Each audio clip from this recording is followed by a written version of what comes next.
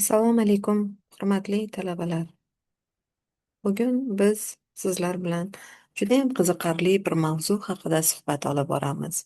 Bugungi mavzumiz Qobusnomada nutq odobi masalalari. Demak, rejamizda Qobusnoma haqida ma'lumot, asarda suxandonlik haqida, Kaykovusning so'z odobi xususidagi qarashlari va bola tarbiyasida nutq odobining tutgan o'rni mavzusida gaplashar ekanmiz.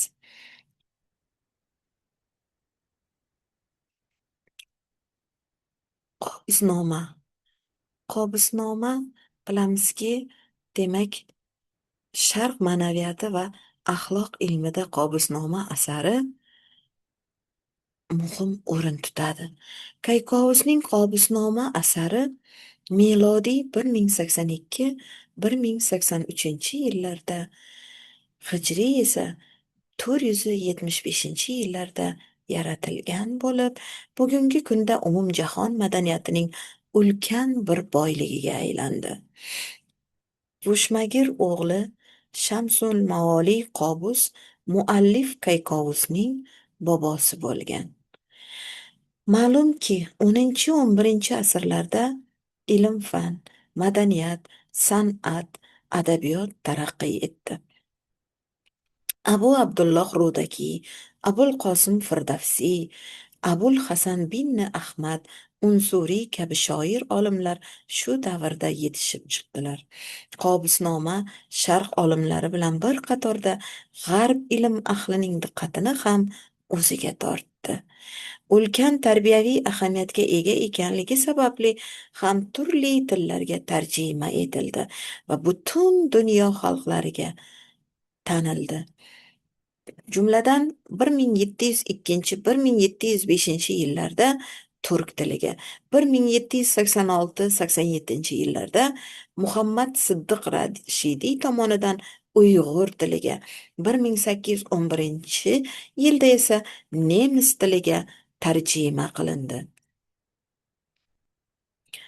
Asli fors tojik tilida yaratilgan bu asarni ota-bobolarimiz asl nusxasidan foydalangan holda asrlar mobaynida mutolaa qilib keldilar.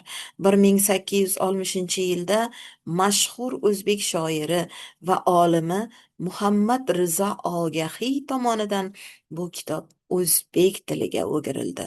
Qobusnoma 1881-yilda Qayyum Nosiriy tomonidan tatar tiliga, 1886-yilda rus va fransuz tillariga tarjima qilindi. Mashhur rus olimi Beltels 1953-yilda rus tiliga tarjima qildi.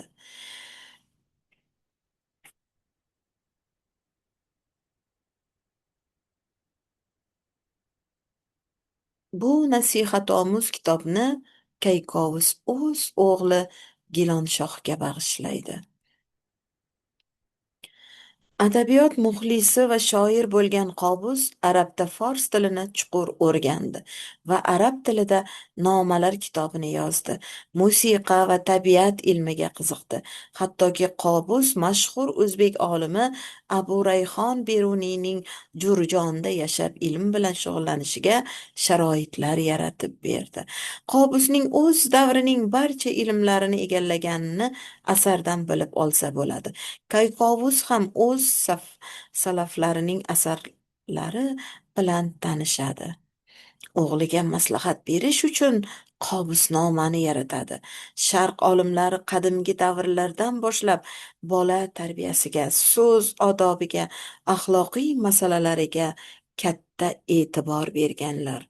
Sharq allomalari axloqiy tarbiyaviy asarlarning asosini Qur'oni Karim suralari, Muhammad payg'ambar faoliyati va ko'rsatmalarini ifodalovchi hadislar, hikmatli hikoyatlar tashkil etadi. Qobusnoma ham bundan mustasno emas. Qobusnoma Parvardigori olamni tanimoq zikrida, payg'ambarlarning xilqati zikrida boblari bilan boshlanadi. Gilonshohga bag'ishlab yozilgan bu nasihatnoma o'sha davr an'anasiga ko'ra bobosi podshoh Shamsul Maoli Qobus sharafiga Qobusnoma deb ataladi.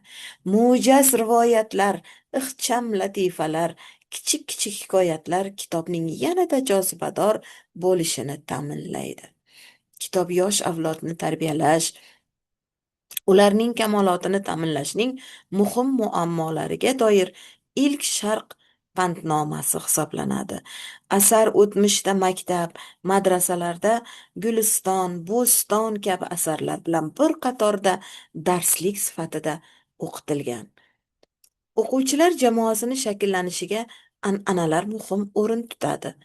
Jamoa an'analari jamoa a'zolari tomonidan birdek qo'llab-quvvatlanuvchi barqarorlashgan odatlar bo'lib, ularning mazmunida munosabatlar xususiyati ham jamoaning ijtimoiy fikri yorqin ifodalanadi.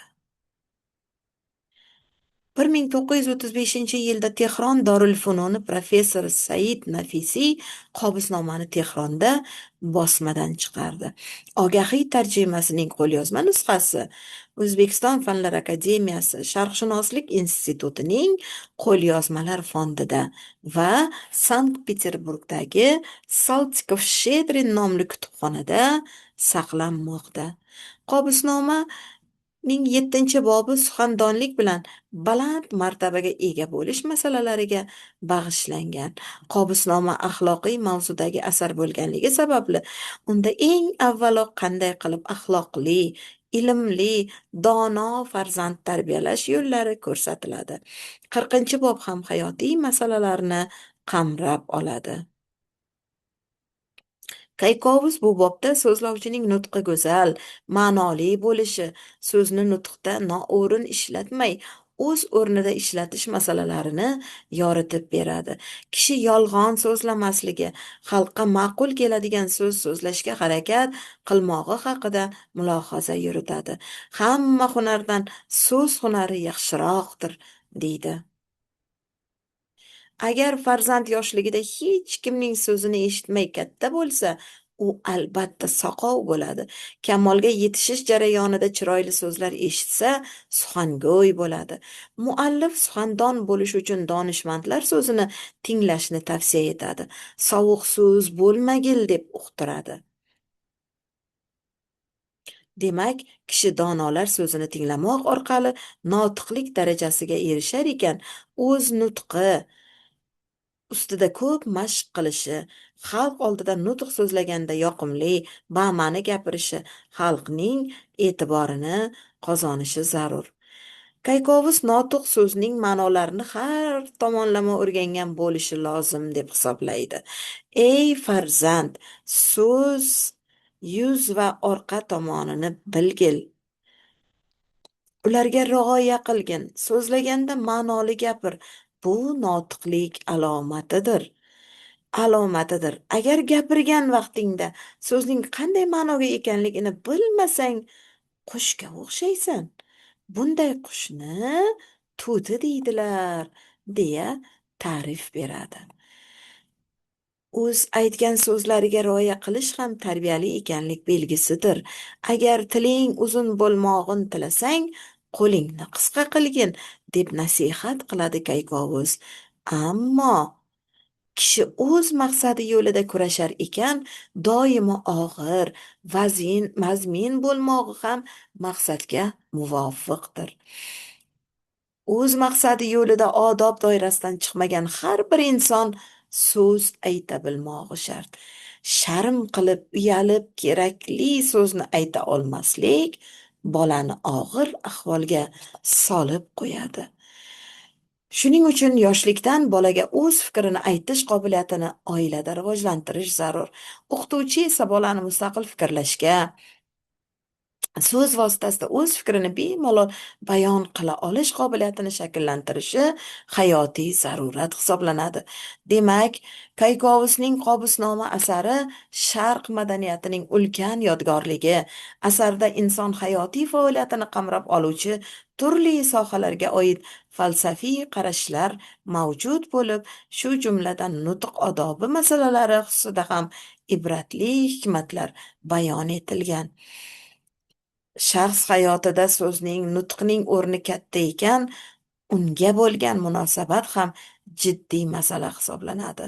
Shu jihatlarni hisobga olgan holda Qobusnoma asari ham so'z xususida, nutq madaniyati borasida umumjahon madaniyatining xazinasiga qo'shilgan ulkan bir hissa hisoblanadi.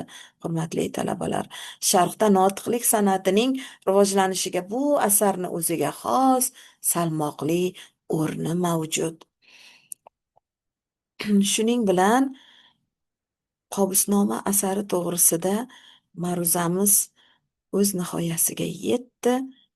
Xayr, omon bo'linglar. Kelgusi darslarimizda uchrashguncha xayr.